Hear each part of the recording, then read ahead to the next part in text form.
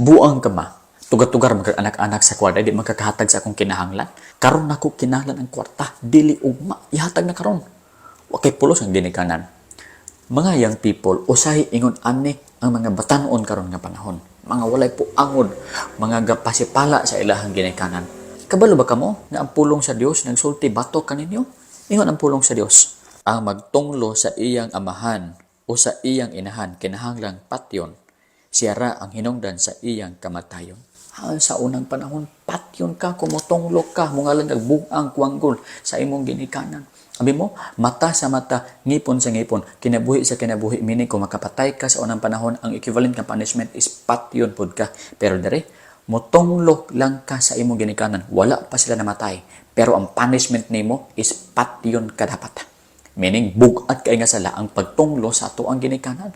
Napakiuban, nga ilang bunalan, ilang sagpaon, sumbagon, ilang mamagpapa. Abi ninyo, ang Dios against sa inyo, kadlok sa Dios.